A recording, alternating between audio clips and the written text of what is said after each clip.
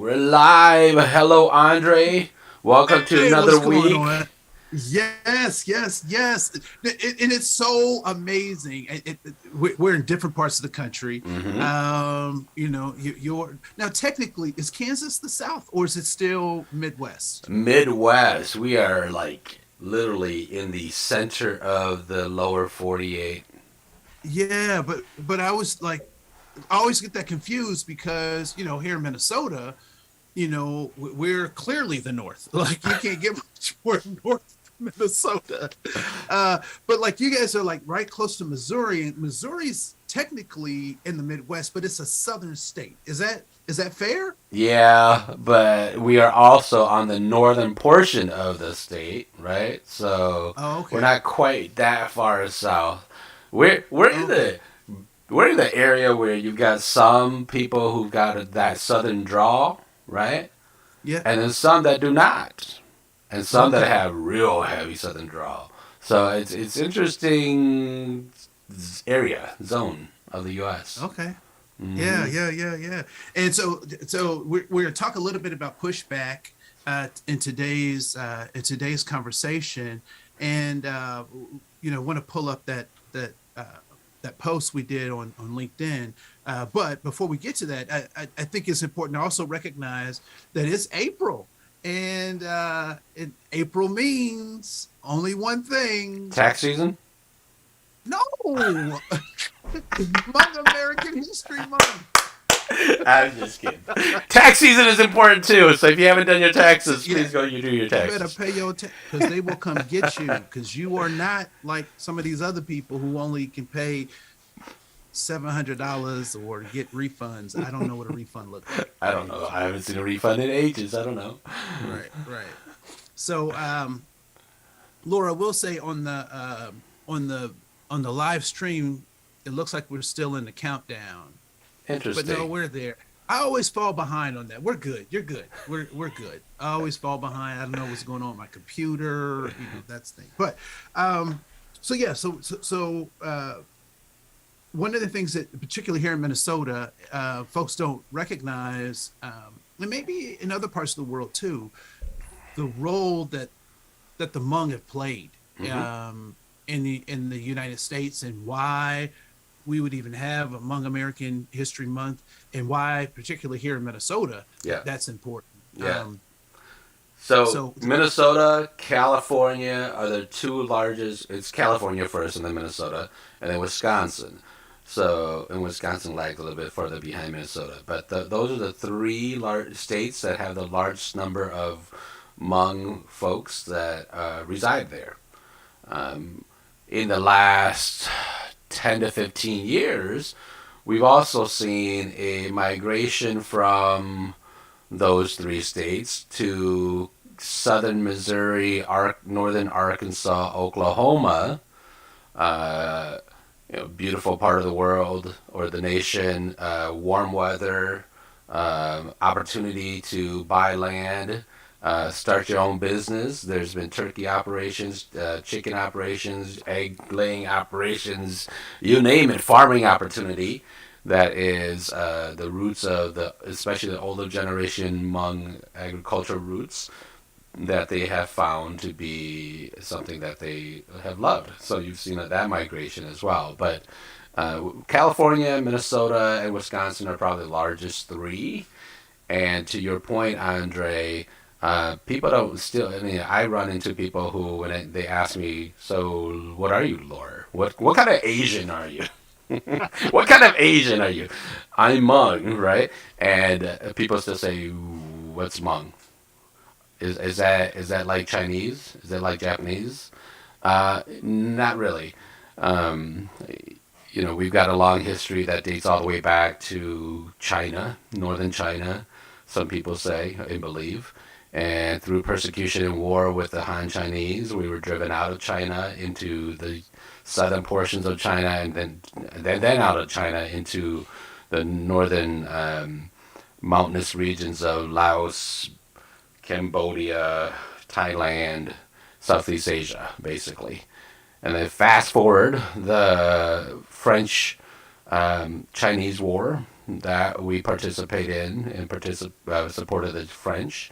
And then about 10 years later, the Americans came in to Southeast Asia and what we all know now as the Vietnam conflict or the Vietnam War, right?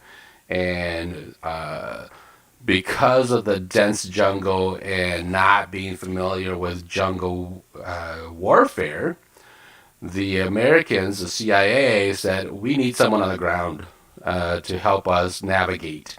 And lo and behold, the Hmong were one of those people that stepped up.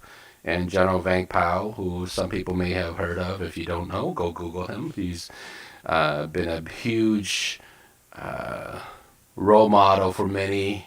Later in his life, fell into some, you know, things that were good intentions, but had negative impact on his particular stature. But General Vang Pao stepped up, recruited literally boys from the villages throughout Laos at that time to fight in this secret army and rescue downed pilots.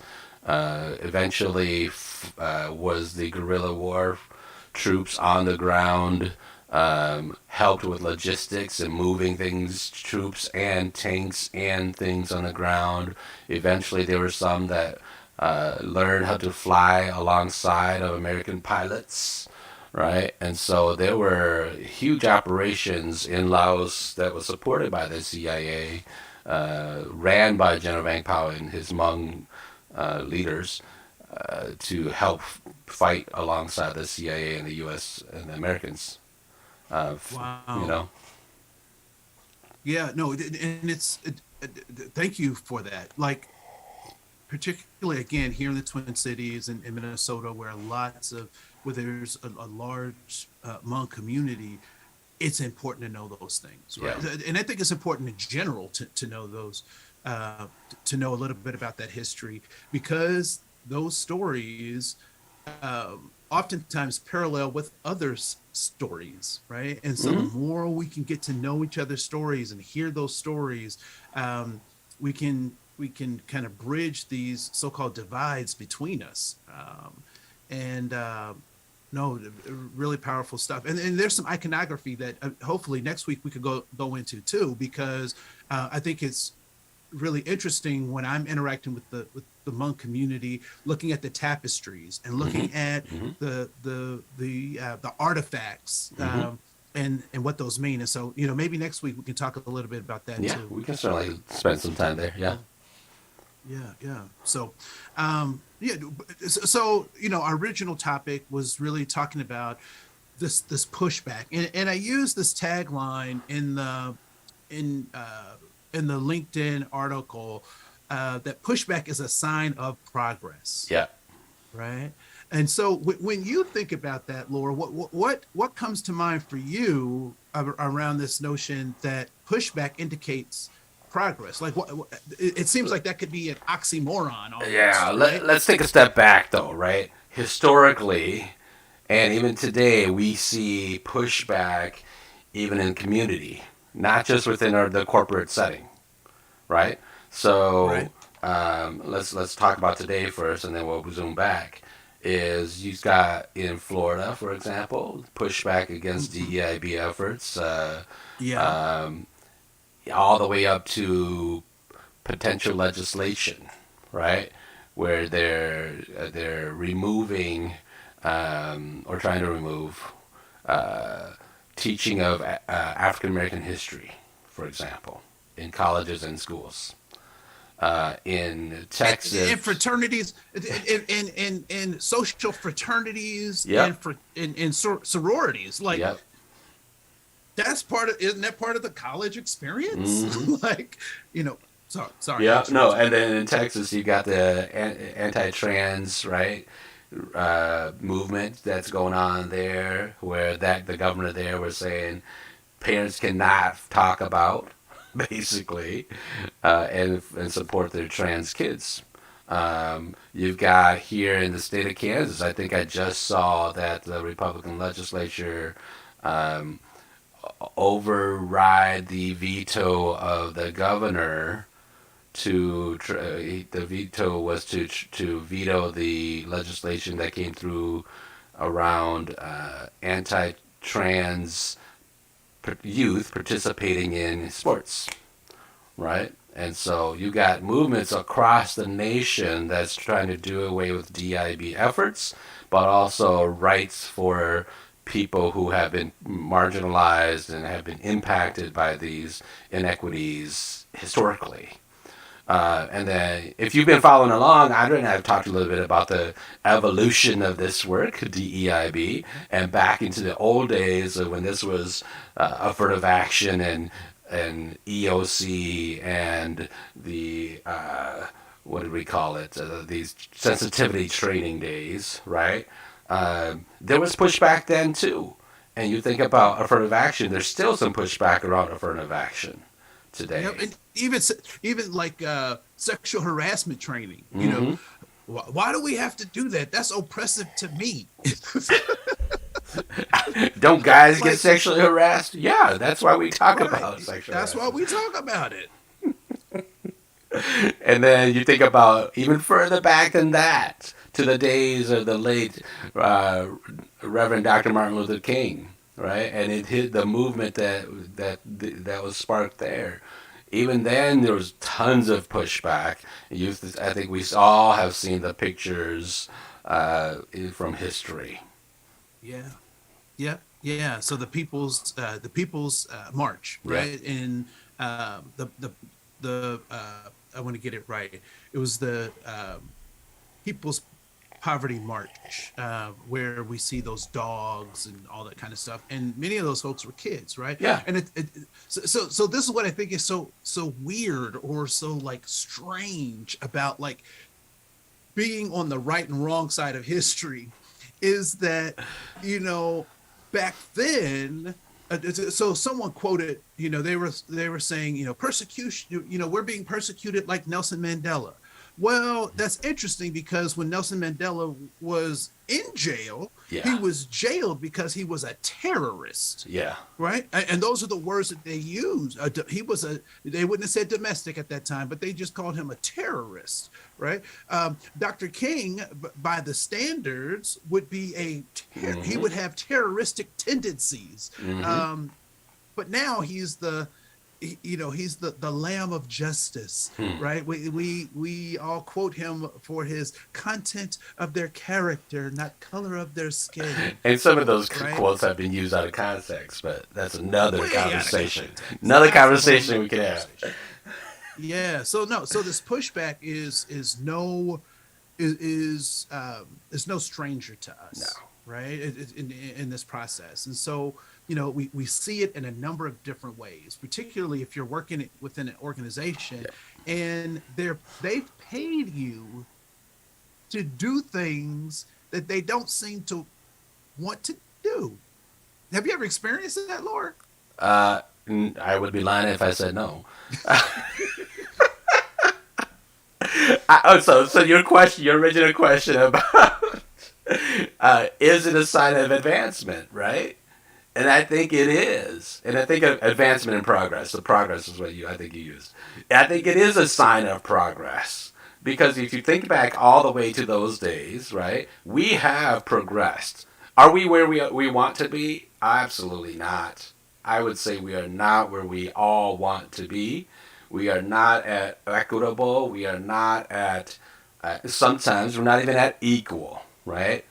But I think we have seen some progress enough that those in power are afraid enough to let go of whatever real or perceived power they may have, right? Because of the change. And I think that's the progress that we're seeing.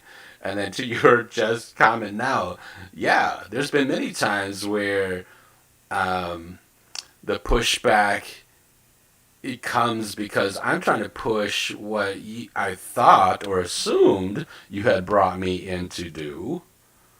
And then when I'm pushing too much to advance too fast, there's the oh whoa whoa whoa Laura, yeah yeah, but I think we just want to do some heroes on holidays, and we really don't want to do the hiring practice yet, or the reviewing our policies. We do fine there. We because our We trainings are available to everybody. Our development opportunities right. are available to everybody. And no, we don't want to put, we don't want to put this on leaders performance evaluations. It's just, we don't want to make it mandatory. No. We want people to select, and all of those things can there can be some rationale to that, like some healthy and good rationale to Yeah. that. However, what we're talking about is just really folks trying to stall the process of change, right? Like slowing down the pieces. And one thing I will say about practitioners like ourselves is sometimes we come in with this a prima facie, like this is just what you do to be an effective organization. This is just how you interact because it's a good thing to do. Like Sometimes to us it makes sense, though, Andre. right, that's what I'm saying. Yeah, that's what I'm getting to, right? Like to us, it's just that prima facie. Yeah, But it's easy. for It makes sense. It's like the basic foundational, quote unquote, DEIB practices that you see in any best practice white paper. Uh, you go to any Google any source you want, and you'll see some of these basic practices. Yet there's pushback on these basic practices, like data, for example. Right? I think you and I both have seen this. Data that's not available to us, available to HR, even though there are times when we're in HR, but it's available to HR, but not to us, yeah, right? And feel like they have to protect that data from us because we're not quite HR, we're not seen as HR, we're not whatever. So data is one that I've seen pushback on, saying, hey, you can't have that. But the data is what really sets that. Again, it's the foundational, real easy things. You got to have that to be able to build a DEIB program. But there's pushback on even just access to the data, yeah, right? yeah. So I do want to come back to us as practitioners, Mhm. right? So I was setting this thing up. Like for me, it seems very prima facie. It's on the face, it's simple, just Yep. straight up. Let's just do this. But sometimes I think practitioners we come in with that, and we're not. I don't even know if prepared is the right, because I think we're always prepared. Like that's part of the work, right? But sometimes we don't pay enough attention to the change management aspect. And I know Yeah. we talked about that a little while back, but I just wanted to kind of toss that in here too, because sometimes it can be it's not the pushback is just from the organization. Sometimes it can be because the person presenting it is not operating Yeah. in a good change management Yeah. way or perspective, right? So I did want to just throw that out there because I know we try to be even-handed as much as we can, right? So it's not either or, it's Yep. both and Yep. and more. So there's that. I also think it's interesting that some of that pushback manifests itself in first slow participation to things, right? So you've been hired as Hmm. a diversity person, or you sit on this committee and you're trying to get these things. How have you been successful in helping when folks are trying to do this slow down thing, or slow to participate, or whatnot? What tools have you found to be helpful in encouraging people to want to spend that discretionary effort?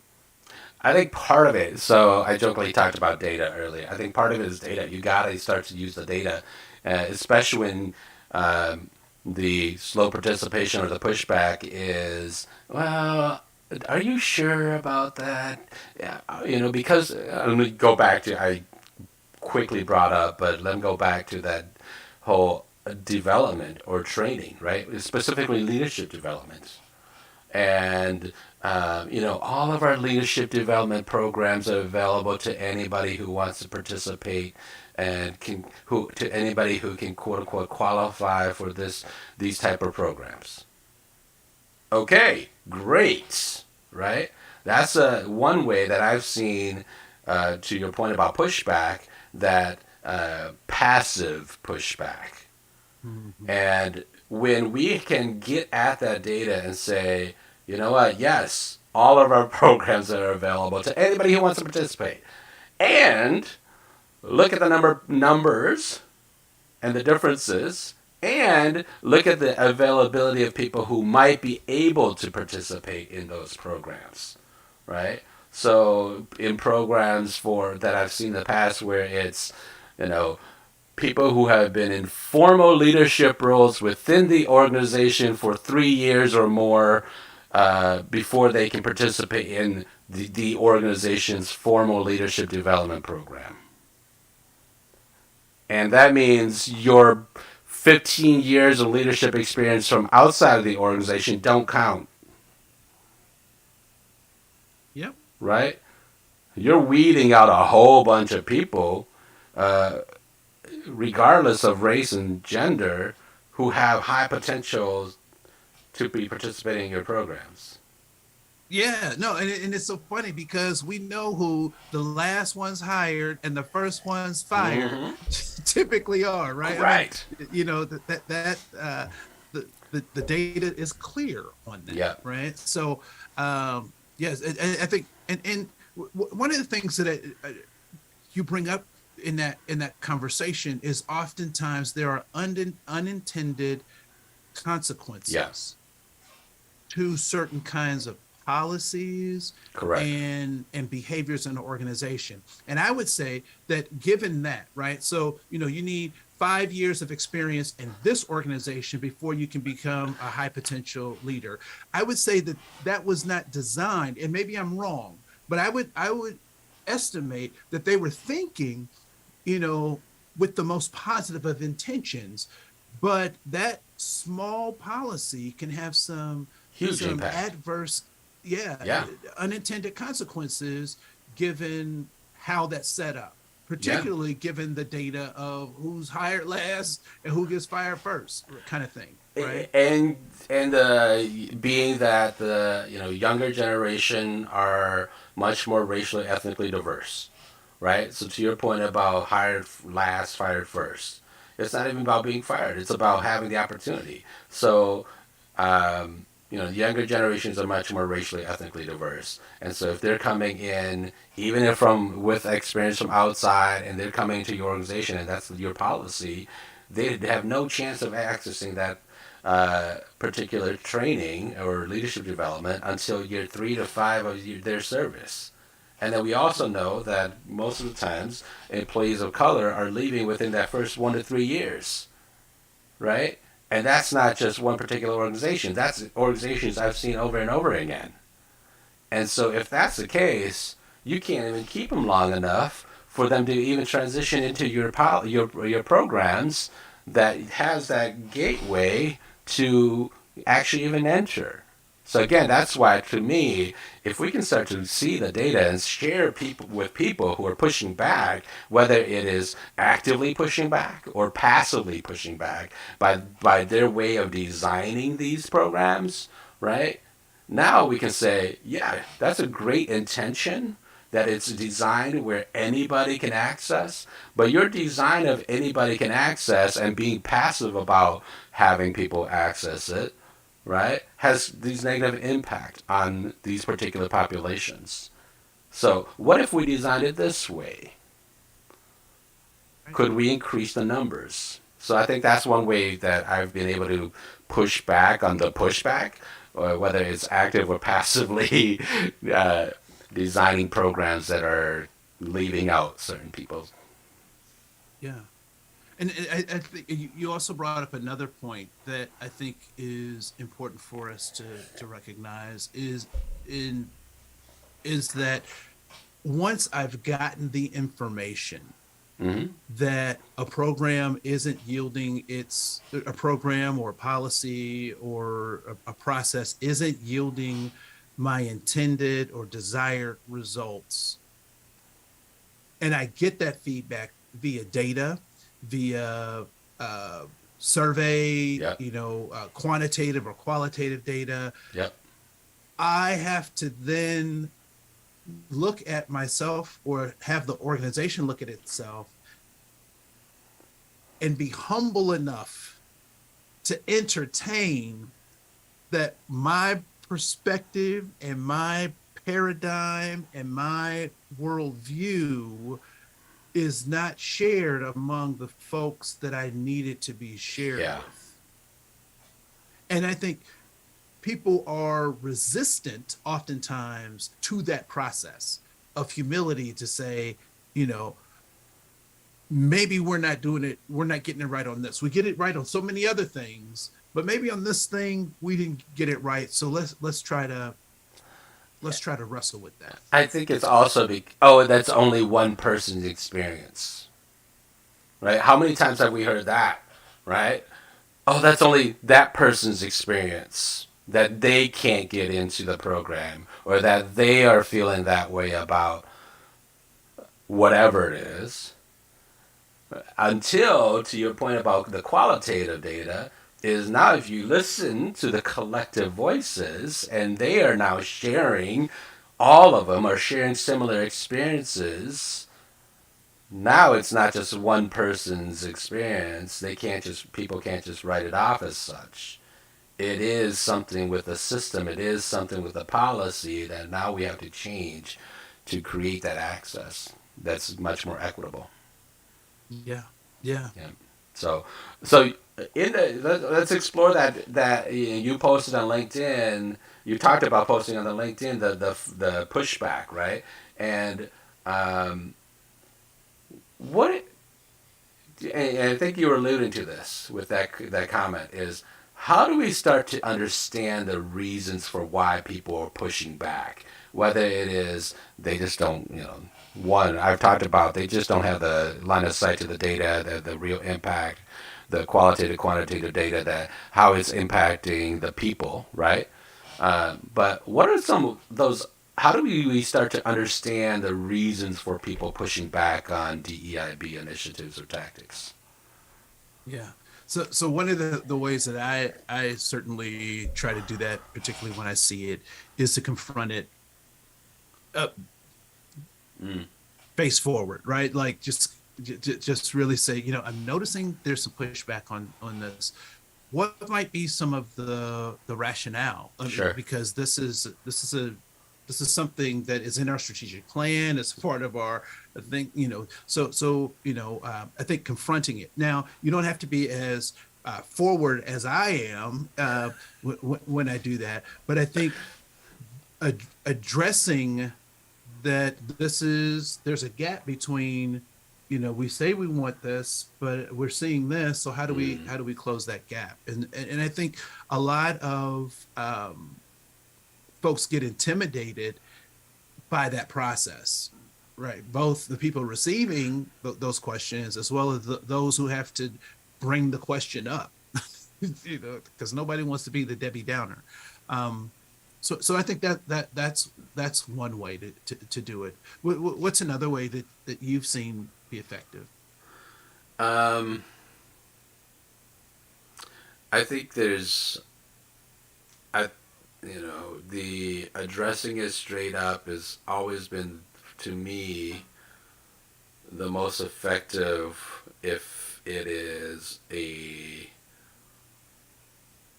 known and or acknowledged pushback, right? But so why I say that is oftentimes what I ran into is the passive, what I talked about earlier, the passive pushback of it seems to be that person or that group of people are on board with the DEIB efforts, Yeah. right? And this is, I guess, another way of pushback, I guess, and identifying it is people are seemingly on board with the DEIB efforts. In your meetings, they're part of your leadership council. They're part of your committees. They're part of your work groups that are trying to push for DEIB efforts. And so they are seemingly helping advance the effort along. But there's some passive resistance to it, right? Where they become um, they probably become the barriers to it because they are also the key influential and or power that needs to get uh, your you need to get the okay from before you move forward with some of your initiatives, right?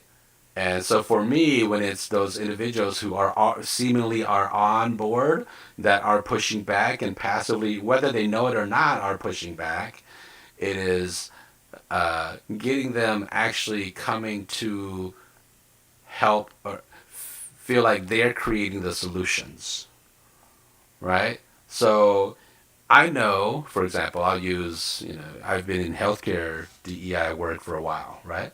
So if I get pushback from a nurse leader, let's just see, I'm going to use that as an example. Well, I'm not a nurse, so I need your help, right? Help me understand how we can get DEI into the nursing ranks. I know that you have folks who are not 1.0 FTEs. You got folks who are zero point 0.2 to zero point 0.5 to zero point 0.8. I also know that your nurse managers have span of controls of anywhere from 50 to 100 plus, right? And some of those folks they never see until like 3 months where that individual comes in for one shift, you know. So how to help me understand if we were to roll something out, and let me use training, like learning, for example. We want to roll a training or a learning out to your nursing staff. How might that work? What does that look like? What has been effective in the past for you, right? And outside of DEI, whether it is communication training or nursing specific clinical training. How has that worked, and how might we be able to mimic what has worked in the past? And that's how I've been able to bring those leaders who are on board, but seemingly are on board because they are gatekeeping a little bit, right? Yeah. And so they become the helping create the solution. And when you go back to them and say, okay, I've thought about it, and I've thought about what you said about what works with nursing, and how about we chunk it up into 3 10-minute bites? And I'll help your nurse manager, right? Uh, with a tool that they can take back and lead their conversations with their staff in 3 opportunities, 10 minutes each.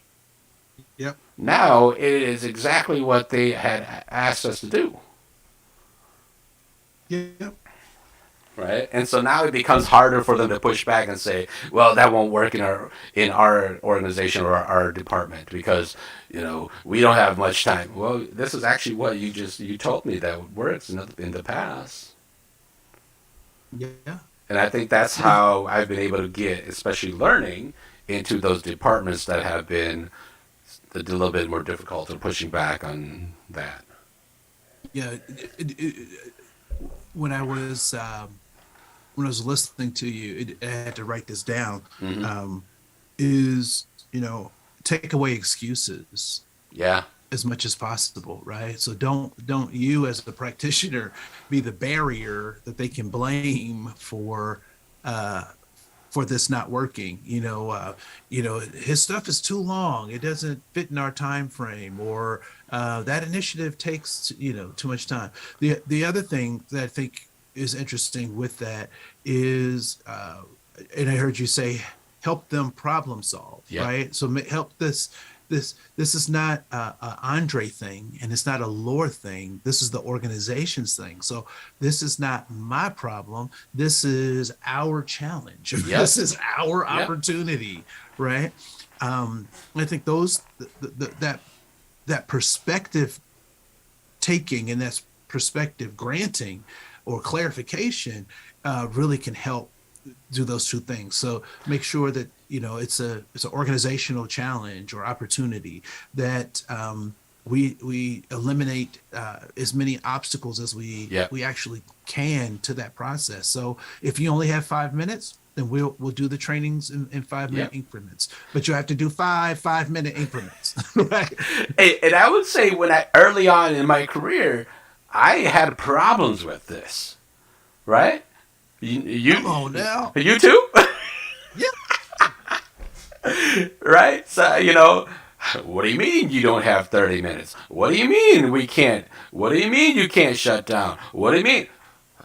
You said this is an organizational priority. Why aren't you making it a You priority? should. Right? Right. Yeah. And you should be doing this. Yep. And this is why you should be doing it. And people are slowly going, I Yep. hear no evil. I see Hmm. no evil. And then you find yourself on an isolated island, Yep. isolated by Yep. yourself, alone, And with you're nobody else. frustrated, right? You're frustrated You're about why. frustrated. Why am I even here? If they say they want to do this, but now they don't want to do this, and they do not being flexible. Well, I think that's the biggest piece about, especially for those of you who are listening who are early in your DIB career, is flexibility. Biggest thing that has helped me in my career, whether it is about the data, it is about learning, it is about development opportunities for others, it's about how do you become flexible enough to be able to mold what you have to offer and shift, yep, bob and weave, and to help that particular leader or that function or that department with their business issue with diversity, equity, inclusion, and belonging efforts. Yeah. Yeah. And recognizing that you have many tools at your disposal, right? So one tool is if they you know if they're involved with receiving federal dollars, is the EEOC, right? Yeah. And the affirmative action. If you're in an education institution, the same thing happens, right? Yeah. Um, if you if you're not in those settings and you're in a private corporation and they don't have any dealings with federal dollars, you have the values of that organization or the mission of that organization, and really tying those things back to those key components can help keep you on track. One of the things I think that can be a distractor and a detractor, Mm-hmm. and I'm not I'll just say it, is sometimes we get caught up in the social justice pieces, Mm-hmm. um, when in fact we should be, and there's space for that and there's Yeah. context for that, but Yeah. we have to understand what those spaces are and what that context is. But often, um, folks are going after the social justice aspect before thinking about, is my organization ready to take on some of those things, or is that even our priority, That's what I was gonna specifically say. given? Yeah, go ahead. Yep, that's what I was gonna say. Is it the priority of the organization and the leadership? And if that's not our priority when it comes to, quote unquote social justice or anti-racism or whatever work, whatever term you want to use, let's build that foundation around DEIB, and then we can move to a conversation around racism or social justice. And then there are, so going back onto your point about EOC, affirmative action, there's that stuff. But then some institutions, and depending on the type of institution you are, there's accreditation, right? Oh, that's right. There's, Yep. yeah, in your field, in your industry, there are some accreditation standards that may require you to be at certain levels or to be providing certain things to your employees and to your clients and customers, right? If you're a what is it, oh gosh, If you what's have a license, right? yeah. I mean, if you have a license, you have to get ethics, oftentimes ethics and bias Mm-hmm. training. If you're in law enforcement, particularly since here in Minnesota, the George Floyd Act, there are Yeah. certain units on working with diverse communities. It's crouched in a number of different ways. Teachers have to do it, Correct. nurses, Yep. physicians. So there are ways to even get into the professional organizations that your staff are in, because I imagine that most of those have some kind of ethics and bias Yeah. training, or just for their licensure or their you know their journeyman status. You're right. Yeah. Yeah. So that's one way, right? So in the third thing in the article, we talked about addressing pushback with training, right? Um, you and I have talked about training doesn't work by itself, but I think training is a great foundation to creating the cultural change we need or we are seeking. So talk a little bit about how do we address pushback with training. Yeah, I think so. First of all, I think the accelerator program that we've put together Mm-hmm. is an excellent opportunity to kind of delve into how do you get that for yourself, and then how do you use that in an organization. So that's a shameless plug for our accelerator program. And we don't have the QR code up here today, but you'll see it in the notes. But I think the first thing that is really important is that we have a sound foundation about what we're talking about, Mm-hmm. right? And so it is my belief that people oftentimes don't do, not because they don't want to, but they don't understand or have not been taught what it is that they are expected to do. Yeah. And I think level setting those expectations through training, and sometimes we call it training when it's not really. I mean, that's what we have to call it because that's what the industry calls it. But in some cases, it is just about having consistent conversations. It is about exploring new possibilities, and so I think that that's something that we have to take into account when we talk about addressing that pushback in that way, and making sure that I know that from my classroom, my K-12 experience, that I can bring in a special guest from the community to come in and say something that I've been saying all year, and my students will say, oh, I get it, and I'm like, talking Yeah. about, I say that all the time. So Yeah. recognizing that it sometimes could be us, they can be deaf to us, Yeah. right? Yeah.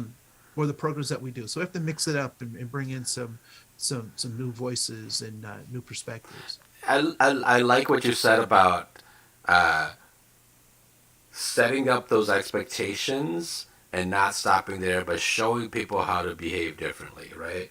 Because many Yeah. organizations, especially in the last 2 to 3 years, have said, "Yep, diversity is important. Yep, inclusion. Yep, equity. Yep, belonging." We even have it on our values and part of our mission and our vision and whatever our goals, um, Yep. and they stop there. Yep. Right? And that's the problem is, yes, you have it on your vision and your mission and your values, but what does that mean for people? How do Yep. you expect people to behave differently? Right? Yep. And if you go back to the old, I know you're an OD guy, so if you go back to the old change management practices, how do you freeze, unfreeze, and refreeze those behaviors? Right? That's Kurt Lewin for you. Yeah. Kurt Lewin for you. Like old school. It Old was school. old. Old school, It but was it new. works. It was it was new. Then it was old, and now it's new again. Yes, Right? it is. No, yeah. So I think that I think that those are so. And I may have told this story last week too. So I'm getting old, so I do this a lot. So I apologize. But I think it's interesting that we will be quick to label people Mm-hmm. and slow to understand people, right? So Say that again. Say that again. that person is racist, or that person is homophobic. Okay, that's the easy part, Yeah. right? Yeah. What do you think they would say their challenge is, Uh-huh. right? Or uh, how do you think they would respond if they actually heard, or would they want to be engaged with your process? And so I think part of it is recognizing, and I do know that there are some just evil people. There's just evilness. I'm not going to pretend like it's not. Um, but I would suggest that the majority of people are trying to do the right thing. They just oftentimes don't know what to do. And so we have to give them grace and accountability. I'm gonna get that on my knuckles. Grace and accountability. Right. There, there's a So so when you walk in the room, people are thinking, all right, am I gonna get grace today, or am I gonna get? right, like, but they are a pair. I'm like, no, no, no. Oh, So too funny.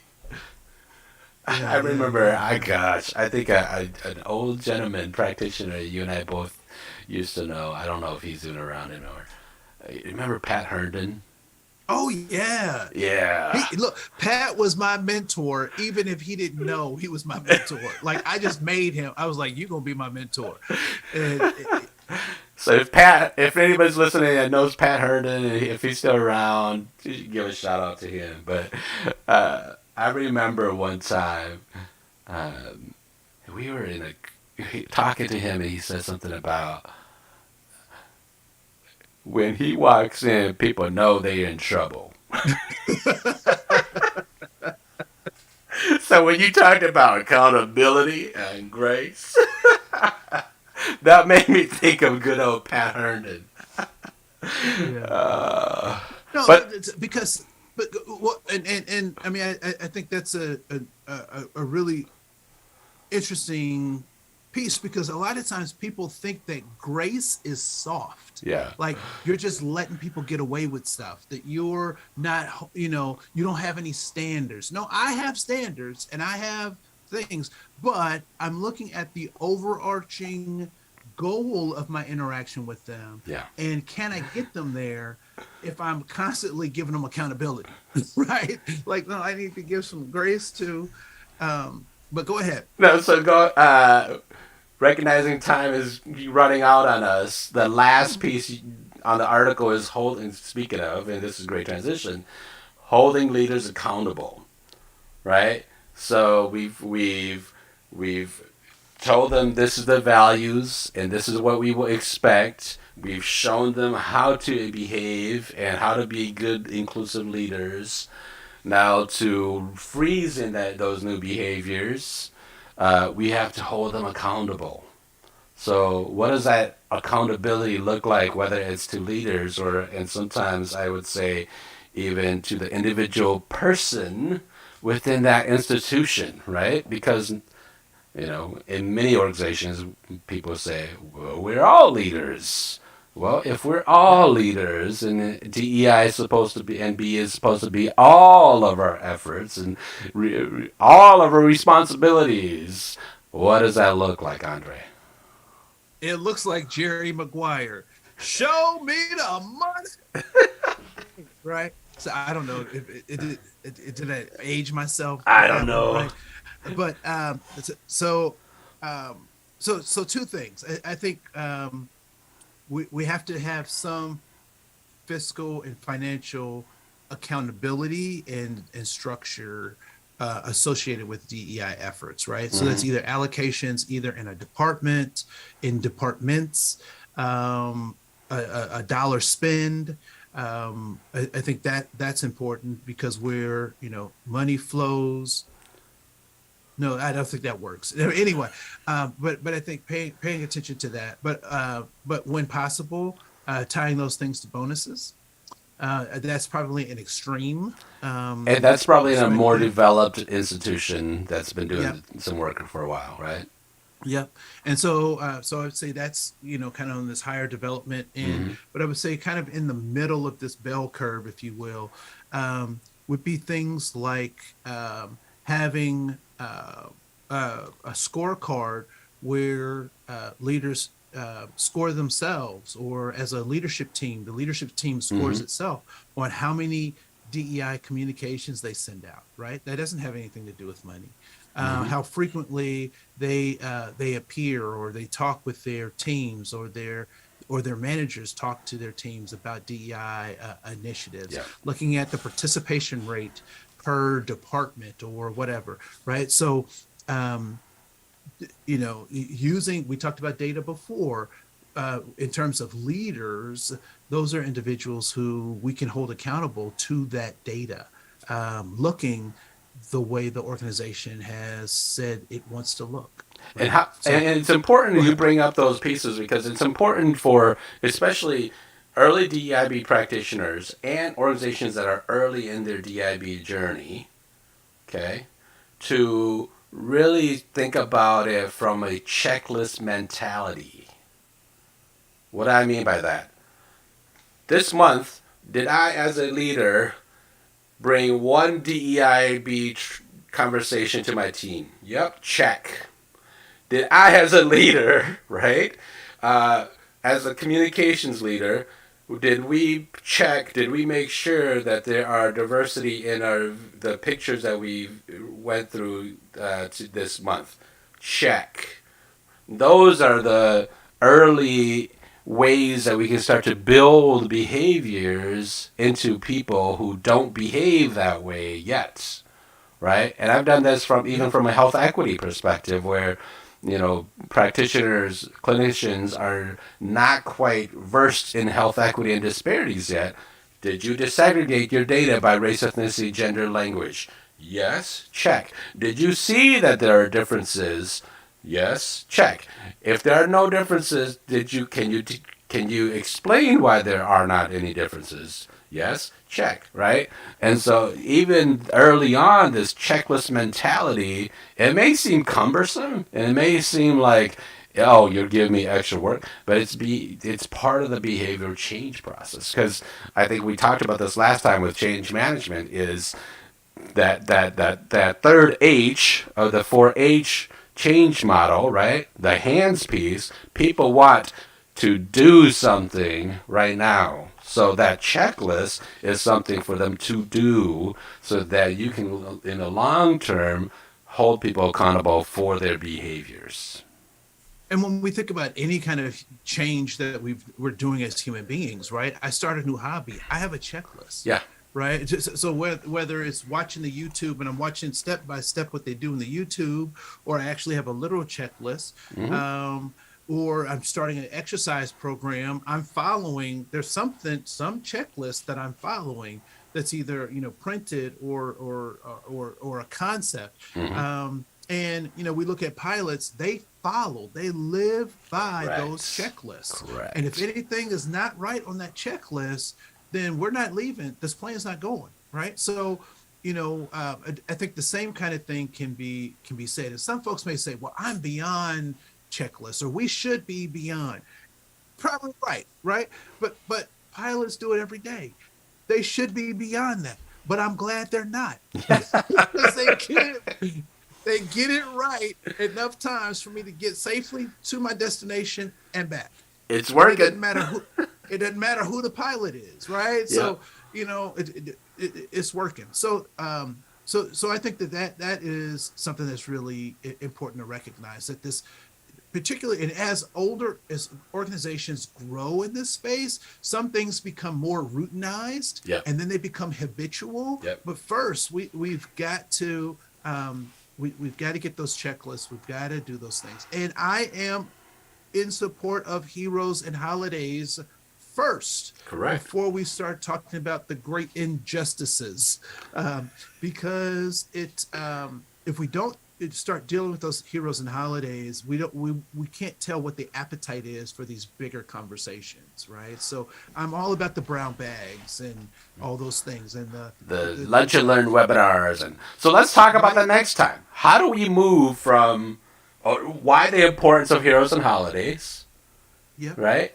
And how do we move from heroes and holidays to organizational change and accountability around DEIB? All right, let's do it. Yeah, let's talk about Let's that do it. next time because we've brought up heroes and holidays a couple times, and it may be something new concept to people.